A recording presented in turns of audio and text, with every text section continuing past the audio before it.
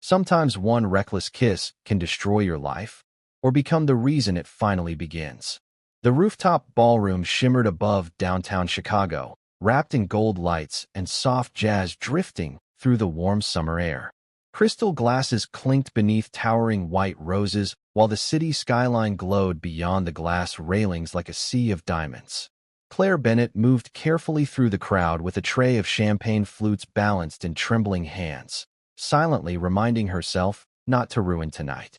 Just survive the wedding. Smile. Deliver flowers. Go home. That was the deal. Her pale blue dress wasn't designer like the gowns surrounding her. She had bought it 3 years ago for her cousin's graduation and stitched the loose hem herself the night before. Even her white scarf carried faint traces of lavender from the flower shop, where she worked 12-hour shifts almost every day. She didn't belong among billionaires and old money families.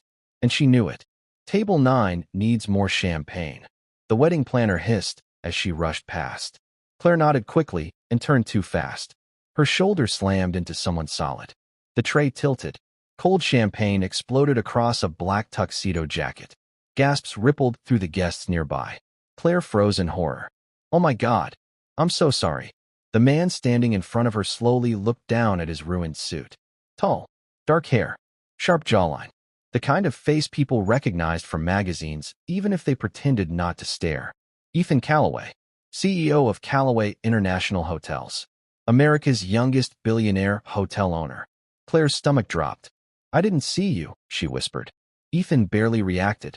His expression remained calm, almost detached, but his icy blue eyes lifted past her shoulder toward the center of the ballroom. Claire turned slightly and instantly understood why.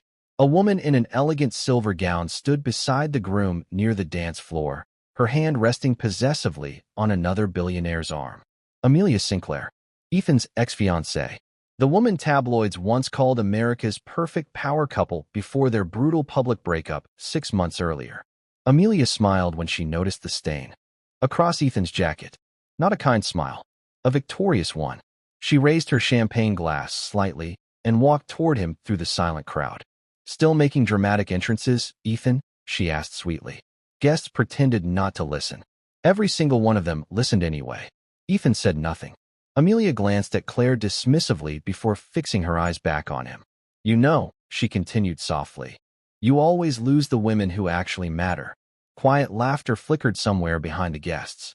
Claire felt the humiliation hit him like a physical thing, even though his face never changed. She quickly grabbed her white scarf and stepped forward nervously. "Here, maybe this helps." She pressed the fabric lightly against the champagne stain on his jacket. For one strange second, Ethan looked directly into her eyes. Really looked at her. Not through her like everyone else in the room. Then suddenly his hand wrapped around her waist. Claire gasped softly as he pulled her against him. Before she could think, before the ballroom could breathe, Ethan kissed her. The room disappeared beneath a storm of camera flashes and stunned whispers. Claire's heart nearly stopped. When he finally pulled back, his forehead hovered inches from hers as the entire rooftop stood frozen in shock. Then Ethan looked straight at Amelia and said calmly, "No, I finally found the right woman." The ballroom remained silent for nearly 3 full seconds after the kiss ended. Then whispers exploded everywhere at once. Claire stumbled backward, her face burning hot as cameras flashed across the rooftop like lightning. Someone near the dance floor actually dropped a champagne glass. "Who is she?" a woman whispered loudly enough for everyone to hear. Ethan stood perfectly calm beside her, one hand still resting lightly against her waist as if what had just happened were completely normal. Amelia's confident smile had vanished. "Interesting choice," she said coldly, tightening her grip around her new fiancé's arm. Ethan did not even look at her. "I think so too." Claire finally found her voice. "Okay, no? Absolutely not." She grabbed Ethan's wrist and forced a tight smile toward the staring guests. "Excuse us." Before he could react, she dragged him through the ballroom doors into a quiet hallway lined with white marble and gold-framed mirrors. The second the doors closed behind them, Claire shoved his hand away from her. "What is wrong with you?" she snapped. Ethan loosened his tie slowly, still annoyingly composed. "You are welcome, by the way." Claire stared at him in disbelief. "Welcome? You kissed a complete stranger in front of 300 people." "Technically," he replied calmly. You spilled champagne on me first. Her mouth fell open. That is your defense. Ethan exhaled quietly and glanced toward the ballroom doors where muffled music still played. For the first time since she met him, his expression cracked slightly. Tired. Frustrated. Cornered. Amelia planned this, he said quietly. The humiliation. The comments. The audience. Investors from my company are here tonight. Board members, too. She wanted them to think I lost control after the breakup. Claire crossed her arms tightly. So your solution was to grab the nearest woman and create a bigger scandal? Ethan looked directly at her. You were the only real thing in that room. The words hit her harder than they should have. Claire immediately hated that they did. Do not do that, she said softly. Do what? Say things that sound honest when they probably are not. For one brief second, Ethan almost smiled. But before either of them could speak again, his phone started vibrating nonstop. Headlines already flooded the internet. Billionaire Ethan Calloway spotted kissing mystery woman at society wedding. Claire stepped back in horror. Oh no. Ethan glanced at the screen once and locked it again. It will get worse within the hour. I cannot be part of this. Claire turned quickly and reached for the hallway exit. But her own phone suddenly rang inside her purse. She frowned when she saw the caller ID. Daisy's Floral Shop. Her manager never called this late unless something was wrong. Claire answered immediately. Megan. Silence. Then a shaky voice. Claire. I am sorry. The owner sold the building this afternoon. We are shutting down by Monday. Claire felt the floor disappear. Beneath her. What? We all just found out.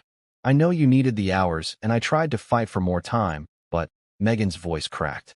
I am so sorry. The call ended. Claire slowly lowered the phone, staring blankly at the marble floor beneath her heels.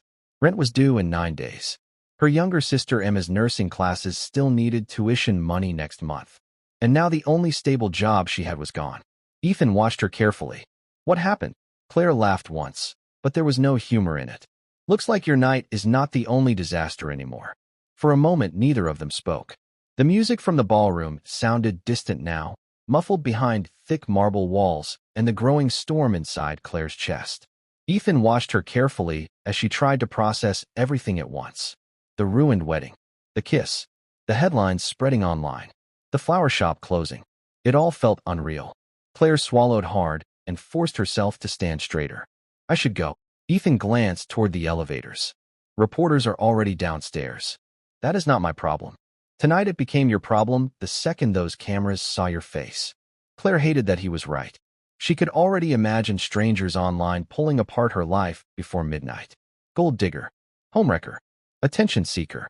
Women like Amelia would survive scandals. Women like Claire did not. Ethan studied the white scarf still clutched tightly in her hand. Champagne stains marked the edge of the fabric now. Come with me, he said quietly. Claire laughed in disbelief. Absolutely not. Just listen first. You kissed me without asking. I know. You turned my life into gossip in under 30 seconds. I know that too. His honesty threw her off balance more than excuses would have. Ethan stepped closer, lowering his voice. I need someone beside me for the next few days until the press cycle dies down. Public dinners. A charity event Saturday night. A few appearances. Claire stared at him. You want me to pretend to be your girlfriend? Temporarily. That is the worst idea I have ever heard. I can pay you. Her eyes flashed instantly. No, Ethan paused. You did not even ask how. Much. Because I am not for sale. For the first time all night, something almost human crossed his expression. Respect. Good, he said softly. That is exactly why I asked you. Claire looked away before the strange warmth in her chest could spread any further. Down the hallway, elevator doors opened and 2 photographers suddenly rushed inside the lobby entrance below. Camera flashes burst upward through the glass walls of the rooftop venue. Ethan's security team moved quickly toward them. Claire's stomach dropped. They are already here? Ethan nodded once. And by morning your face will be everywhere. She closed her eyes briefly. Her little sister Emma would see it. Their landlord would see it. Everyone would. Claire felt panic rising inside her chest. I cannot do this. Ethan spoke carefully now, less like a billionaire giving orders and more like someone trying not to scare away the only calm thing he had touched in months. Come to my penthouse tonight. No pressure. No decisions. Just until the reporters leave. Claire almost refused again. Then her phone buzzed with another message. Final paychecks will be mailed next week. Thank you for everything. Daisy's floral shop. Closed. Just like that. Her chest tightened painfully. She had spent 4 years building arrangements there, memorizing wedding clients, carrying flower buckets heavier than 50 pounds through freezing Chicago winters. Gone overnight. Ethan noticed the shift in her face immediately. Claire. She looked at him sharply. How do you know my name? Ethan held up the event guest list someone had shoved into his hand earlier. His thumb rested beside her name printed in elegant script. Claire Bennett. +1 for wedding staff. Something about the tiny, humiliating label made her cheeks burn. Ethan noticed that too.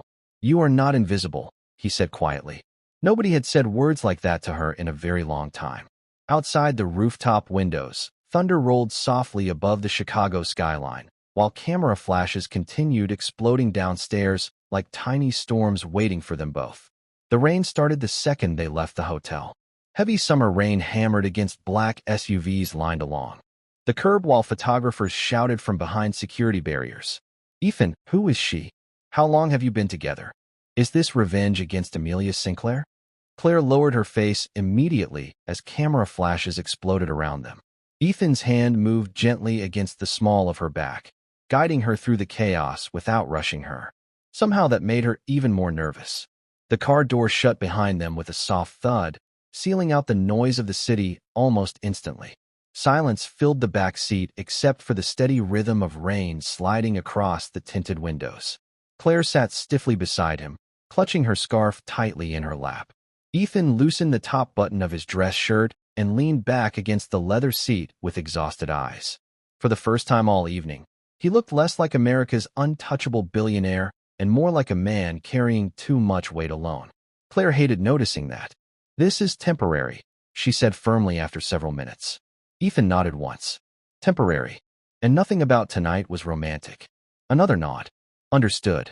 And if you ever kiss me again without warning, I will throw myself out of this car.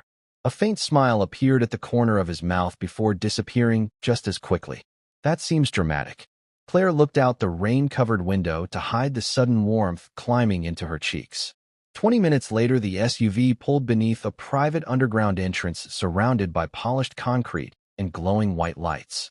Claire stepped out slowly, staring upward as the elevator carried them into the sky. Floor numbers climbed higher and higher until her ears popped softly. When the doors finally opened, she forgot how to breathe for a second. Ethan's penthouse looked less like a home and more like the inside of a luxury magazine.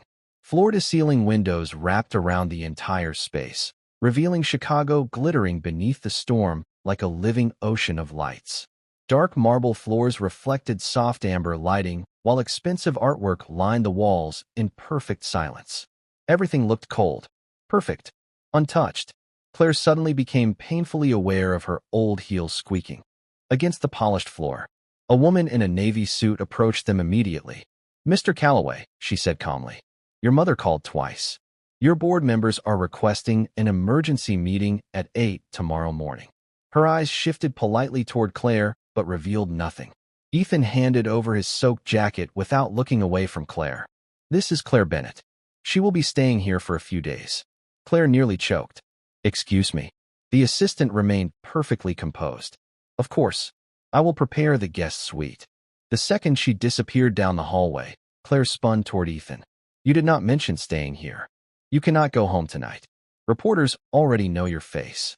I have survived worse than reporters. Ethan studied her quietly. I believe that. The sincerity in his voice caught her off guard again. Claire walked toward the massive windows overlooking the city below. Tiny headlights crawled through the rain 20 stories beneath them. Somewhere down there were tiny apartments, overdue bills, crowded trains, grocery stores closing for the night. Real life. Her life. This place felt like another planet entirely. Ethan stepped beside her, hands in his pockets. You hate it already. Claire laughed softly. Honestly, please. She glanced around the silent penthouse. It looks beautiful, but it does not feel like anyone actually lives here. Ethan's expression changed almost invisibly, like she had accidentally touched something personal he spent years hiding. For a moment, he said nothing at all. Then quietly, almost to himself, he admitted, that is because nobody really does. Claire barely slept. The guest suite alone was bigger than her entire apartment, yet somehow it felt less comforting. She stood barefoot beside the enormous bedroom windows just after sunrise, staring down at Chicago waking beneath gray clouds and slow-moving traffic. Somewhere across the city, normal people were pouring coffee into cheap mugs and hurrying toward jobs they could lose overnight. Her chest tightened again at the thought of Daisy's floral shop sitting dark and empty this morning. A soft knock interrupted her thoughts. "Miss Bennett." Claire turned quickly as Ethan's assistant stepped inside, carrying several garment bags. "Mr. Calloway requested these for tonight's charity gala." Claire frowned. "What gala?" "The Harper Foundation dinner at the Palmer Grand Hotel." "You will accompany him?" "No, I will not." The assistant blinked calmly like she had heard this answer before. "Mr. Calloway assumed you might say that." She handed Claire a small envelope before leaving the room. Claire opened it cautiously. Inside was a handwritten note in sharp black ink. "One dinner. No pressure after that. Ethan." She stared at the note for a long moment before tossing it onto the bed. 2 hours later, she stepped into the penthouse kitchen wearing jeans borrowed from the guest closet and one of Ethan's oversized gray sweaters because her own dress still smelled faintly like spilled champagne. She stopped immediately when she saw him. Ethan stood near the marble counter speaking quietly into a headset while scrolling through financial reports on a tablet. Even at home, he looked controlled down to the smallest detail. Sharp black slacks, rolled sleeves, expensive watch. The kind of man who probably scheduled his emotions between meetings. "No," he said coldly into the headset. "Delay the merger announcement until next quarter." His eyes lifted and found Claire instantly. Something in his expression softened before he muted the call. "You slept?" "Not really." Ethan studied her for a second longer than necessary. "There is coffee." Claire walked toward the kitchen island carefully, still uncomfortable inside his world of polished stone and silent luxury. She reached for the coffee pot, but accidentally brushed against a stack of folders. Papers slid everywhere across the marble floor. "Great," she muttered, crouching immediately. Ethan moved beside her to help gather the documents. Most were business contracts and hotel expansion plans she barely understood. Then one photo slipped free from the pile. Claire froze when she saw it. A children's hospital room. Ethan sitting beside a little girl wearing a pink headscarf attached to oxygen tubes. He looked younger in the picture. Softer. Human. Claire glanced up. Slowly. "You visit hospitals?" Ethan took the photo gently from her hand. "Sometimes." "There were reporters there?" "No." "Then why take pictures?" Ethan hesitated before answering. "Her mother asked because she thought her daughter smiled more when I visited."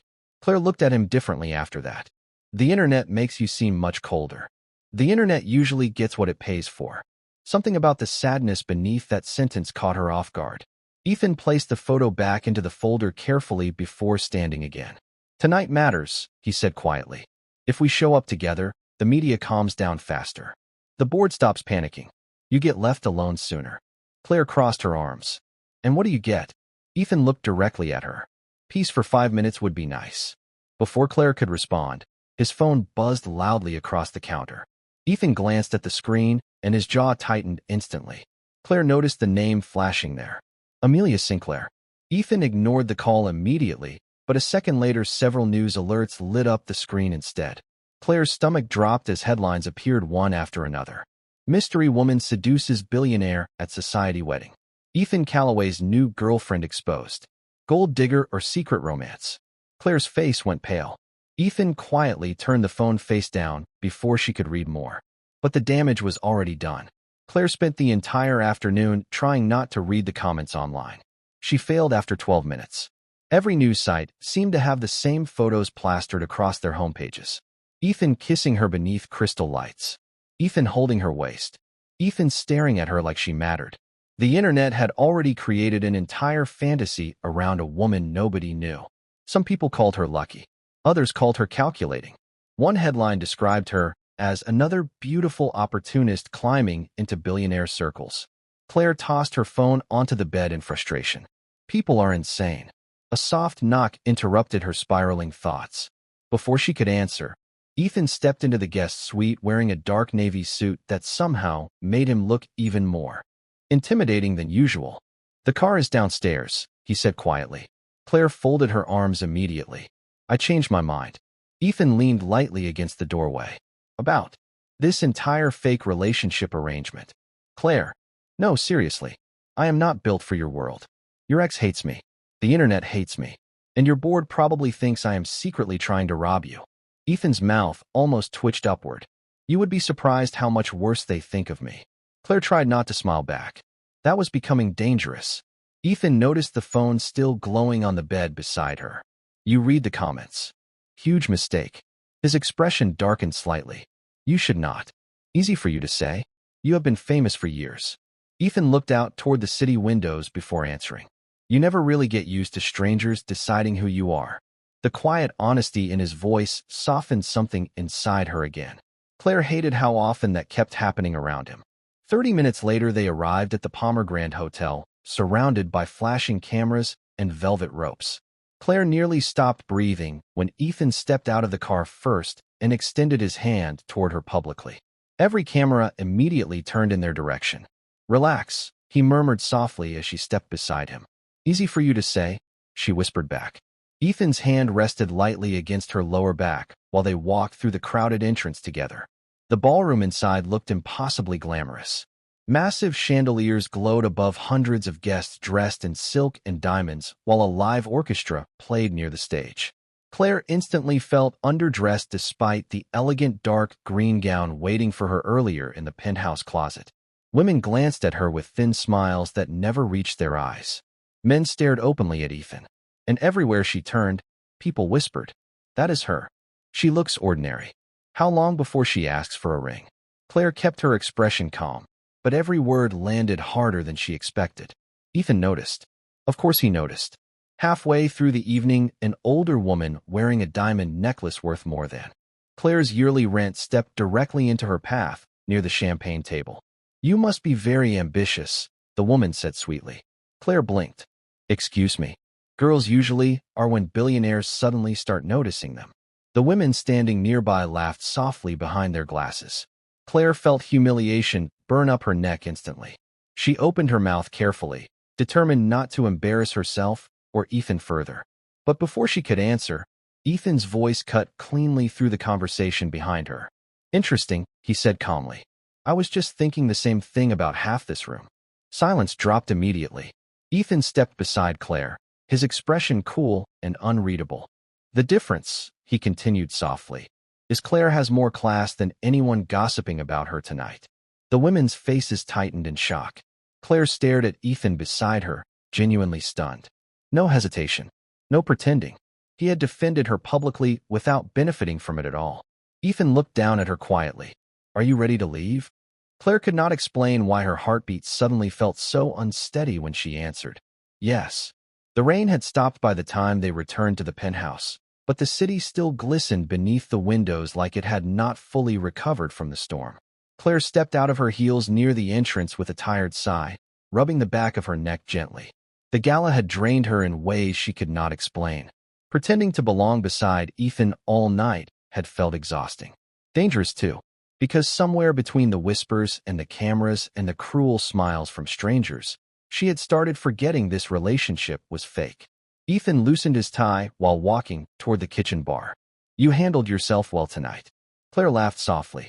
That is billionaire language for surviving public humiliation. Most people in that room would not have survived half as gracefully. She leaned against the marble counter and studied him carefully. Why did you defend me? Ethan poured water into 2 glasses before answering. Because they were wrong. You barely know me. He handed her a glass. I know enough. Claire looked away quickly before the warmth in his voice could affect her again. Silence settled between them, quieter now than before. Not awkward. Just unfamiliar. Safe, somehow. Ethan rolled up his sleeves and loosened another button on his shirt, finally looking less like a billionaire executive and more like a tired man standing in his own kitchen after midnight. Claire noticed a faint scar near his wrist she had not seen before. What happened there? Ethan glanced down briefly.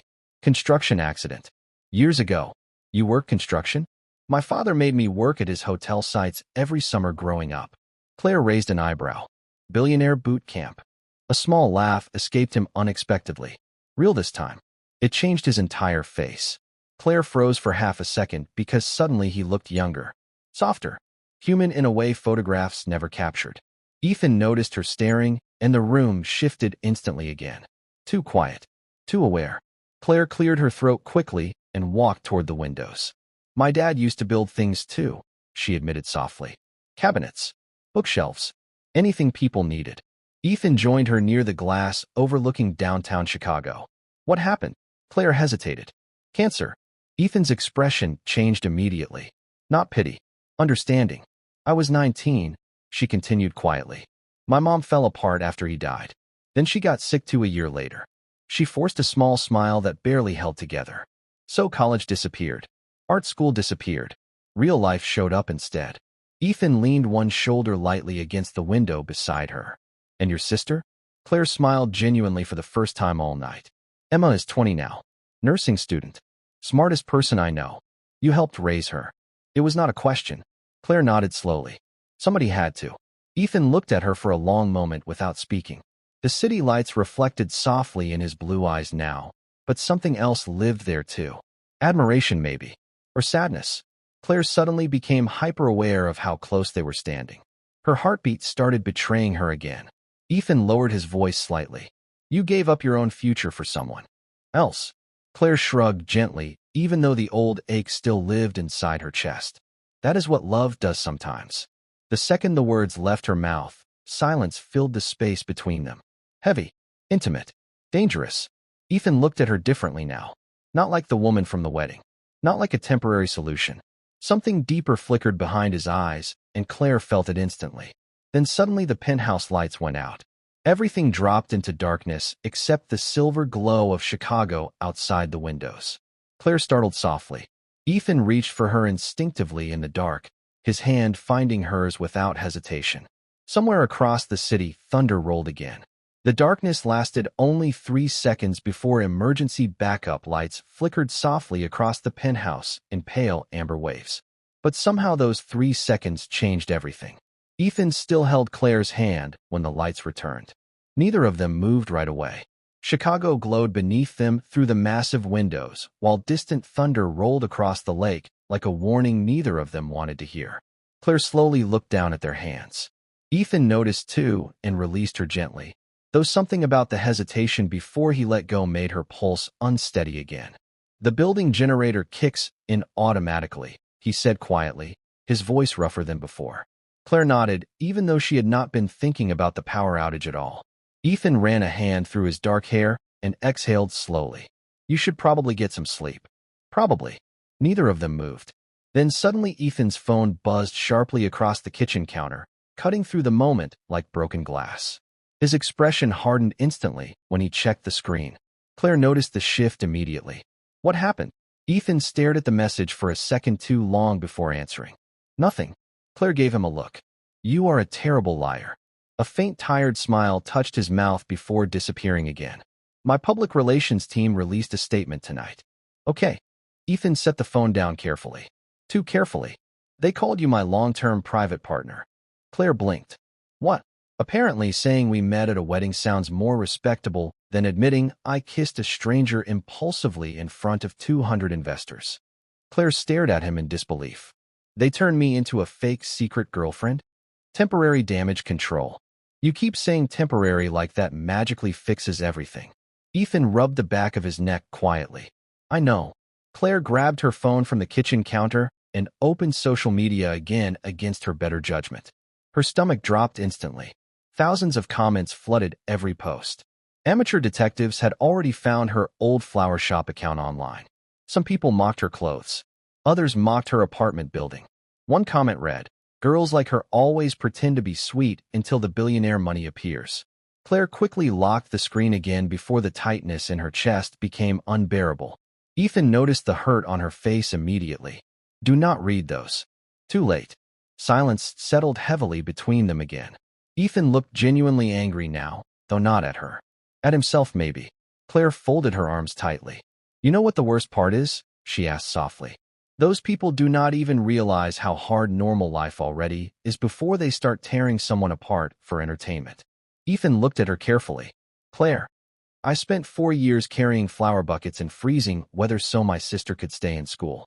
I have skipped meals to pay electric bills. I have worn the same winter coat for 6 years. Her voice cracked slightly despite trying to stay composed. And now strangers think I planned all this because a billionaire kissed me for 5 seconds. Ethan's jaw tightened. He stepped closer slowly, his voice lower now. You did not deserve any of this. Claire laughed softly, but there was pain behind it. Maybe not. But here I am anyway. Ethan studied her face for a long moment, almost like he wanted to say something dangerous, something honest. Instead, he asked quietly, "What was your dream?" Claire looked up at him, surprised. What? Before survival became your full-time job. The question hit her harder than any headline. Online. Nobody had asked her that in years. Claire looked toward the city lights beyond the windows and answered almost in a whisper. I wanted to open a floral art cafe someday. Ethan stayed silent, listening carefully. Flowers everywhere, she continued softly. Paintings on the walls. Live music on weekends. A place where people could breathe for a while instead of rushing all the time. Her eyes lowered slightly. But dreams are expensive. Ethan looked at her differently after that. Not with pity. Not with fascination. Something quieter. Deeper. Then very softly, almost like a promise he had not meant to say out loud, he murmured, "Not all of them." Claire woke before sunrise again, but this morning the penthouse felt different. Quieter somehow. More dangerous. She stood alone in the kitchen making coffee while soft gray light spilled across the marble counters. Her mind kept replaying Ethan's voice from the night before. Not all dreams are expensive. Nobody had ever spoken to her dreams like they still mattered. Especially not a man like him. She wrapped both hands around the warm coffee mug and told herself firmly not to overthink it. Then Ethan appeared in the hallway wearing black workout clothes, his dark hair slightly messy like he had barely slept either. He slowed when he saw her standing there barefoot in the oversized sweater again. Something unspoken passed between them instantly. Familiar now. Ethan walked toward the coffee machine quietly. You are awake early. Claire shrugged lightly. Could not sleep. Because of the headlines? Partly. Ethan poured coffee into another mug before leaning against the counter across from her. The board meeting is in 2 hours. Claire frowned. You sound thrilled. I would rather wrestle a bear. A surprised laugh escaped her before she could stop it. Ethan smiled slightly at the sound, and for one dangerous second the massive penthouse felt warm instead of cold. Then Claire noticed a folded newspaper sitting near the kitchen island.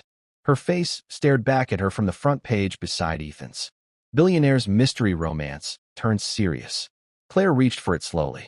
Another photo from the gala. Ethan looking at her like she was the only person in the room. Her chest tightened unexpectedly. This is getting out of control. Ethan watched her carefully. We can end it after today if you want. Claire looked up quickly. Something inside her sank at the idea faster than it should have. Ethan noticed that too. Neither of them spoke for a moment. Then his assistant suddenly entered the penthouse with visible tension in her expression. Mr. Calloway, she said carefully. The board moved the meeting earlier. Also, she hesitated slightly while handing him a tablet. Ethan's jaw hardened instantly the second he read the screen. Claire felt dread crawl up her spine. What now? Ethan stayed silent too long. Claire walked around the counter and took the tablet gently from his hands before he could stop her. Her stomach dropped instantly. Private photos filled the screen. Pictures of her old apartment building. Pictures of Emma walking across her nursing campus.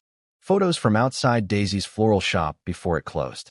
Someone had dug into her entire life overnight. The headline beneath them read, "Who is Claire Bennett really?" Claire's hands started trembling. Oh my God. Ethan's expression darkened immediately. This was not supposed to happen. They followed my sister? Her voice cracked this time. Real fear now. Real panic. Ethan stepped closer instantly. Claire, look at me. She tried, but her breathing had already turned uneven. This is exactly why I never should have stayed here. You did nothing wrong. Your world destroys people, Ethan. Silence filled the kitchen heavily after the words left her mouth. Ethan looked genuinely affected by them because deep down he knew she was right. Claire placed the tablet down carefully before grabbing her scarf from the counter. The same white scarf, still carrying faint champagne stains from the night, everything changed. I need air, she whispered. Ethan reached for her wrist gently before she could walk away completely. Claire froze instantly beneath his touch. I will fix this, he said quietly. She looked into his eyes then, and for the first time saw something stronger than guilt there. Protectiveness. Real. And immediate. Dangerous in its own way. Claire's heartbeat betrayed her again, because part of her suddenly believed him.